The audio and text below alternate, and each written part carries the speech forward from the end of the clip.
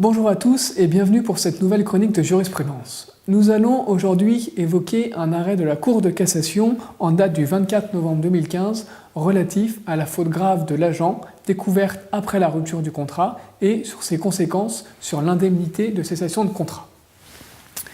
Dans cet arrêt, un mandant résilie le contrat de l'agent commercial en ignorant sa situation financière. En effet, avant la rupture du contrat, l'agent commercial avait été placé en état de cessation des paiements, puis en redressement judiciaire. Suite à la rupture du contrat, l'agent commercial a finalement été placé en liquidation judiciaire.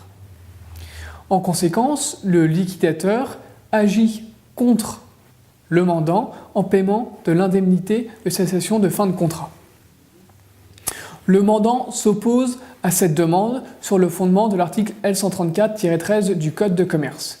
Il considère en effet que l'agent commercial, en lui dissimulant sa situation financière, a commis une faute grave privative de l'indemnité de fin de contrat. Pour rappel, l'article L134-13 du Code de commerce dispose que l'indemnité de fin de contrat n'est pas due lorsque la cessation du contrat est provoquée par la faute grave de l'agent. Le mandant reprochait à ce titre la violation de deux obligations à l'agent commercial. D'abord, la violation de l'obligation légale de loyauté de l'agent commercial à l'égard du mandant.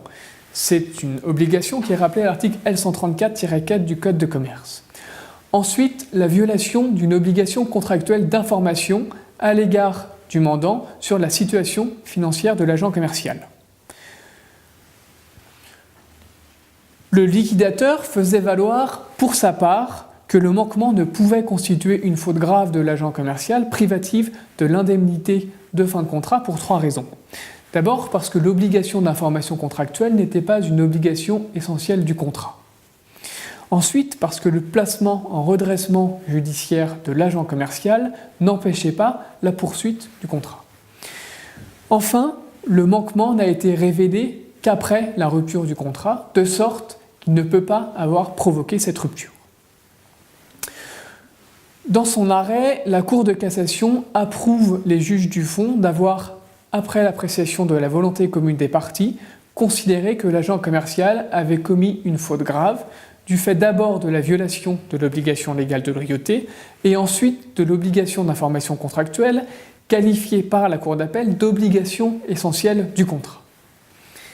Il semble ici que la stipulation d'une obligation contractuelle d'information ait été déterminante dans la caractérisation de la faute grave.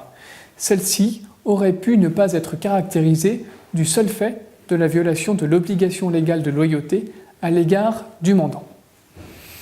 La Cour de cassation considère ensuite que cette faute grave est privative de l'indemnité de fin de contrat, peu important que le mandant n'ait découvert cette faute qu'après la rupture du contrat et donc qu'il n'en ait pas fait état dans le courrier de résiliation dès lors qu'elle était intervenue avant la rupture du contrat.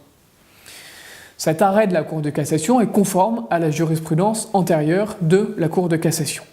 Elle est toutefois contradictoire avec la lettre même de l'article L134-13 du Code de commerce et avec la position de la Cour de justice de l'Union européenne qui a considéré qu'une faute grave d'un agent commercial n'est de nature à le priver de l'indemnité de fin de contrat que si elle a causé directement la rupture du contrat.